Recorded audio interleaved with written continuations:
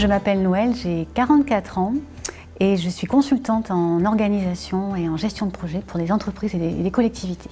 Je m'appelle Albert, j'ai 60 ans, je suis gérant de la société et j'exerce le métier de consultant pour des collectivités dans le cadre d'accompagnement de projets.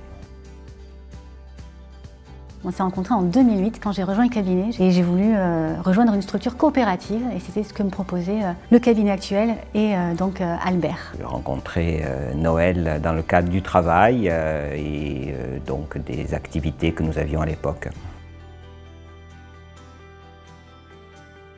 Je pensais être atteinte d'une forme bénigne comme ça peut se produire.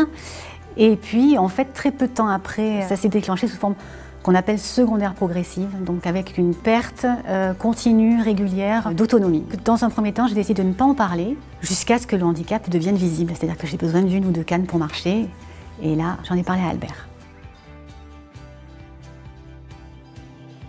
C'est aussi une première dans l'entreprise, donc je dirais, je n'avais pas forcément de référence ni sur l'évolution du handicap, ni sur sa manifestation précise. Donc je dirais que dans un premier temps, il y a une discussion effectivement qui s'est établie, je dirais une compréhension du problème qui était en train de s'installer.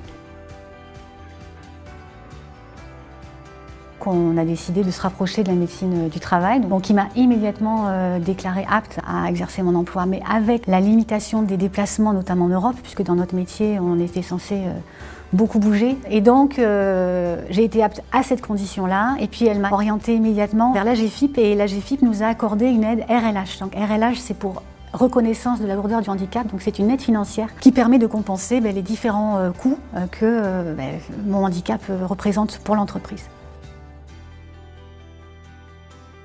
Mon principal besoin, c'était de pouvoir limiter mes longs déplacements. Ça a été d'organiser justement le travail différemment pour que je n'ai plus à faire de longs déplacements. Et puis ça a été la mise en place du télétravail, un ordinateur portable aussi plus léger. Mes clients aussi ont dû prendre des dispositions, donc c'est un paramètre qu'ils ont dû prendre en compte et ils le font. Ils choisissent des lieux qui sont accessibles. Il est arrivé qu'ils me proposent d'animer des réunions à distance. Nous avons accéléré, je dirais, la dématérialisation de nos pratiques, avec la mise en place d'un serveur partagé, mais également des logiciels en ligne permettant d'améliorer la gestion à distance. Si effectivement la médecine du travail n'a pas déclaré la personne inapte, c'est qu'elle peut travailler, mais qu'il faut simplement en aménager les conditions. Il faut savoir qu'il y a des solutions qui existent. Si on veut le faire, on peut le faire, c'est tout à fait possible. Il existe des solutions pour compenser le coût financier.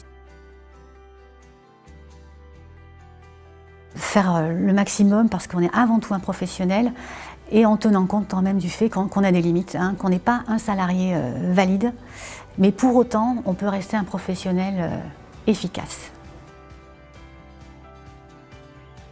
Je fais un métier qui est absolument passionnant. J'ai la chance d'avoir Albert, des collègues et des clients qui me font confiance et donc concilier sclérose en plaques et vie professionnelle, c'est possible.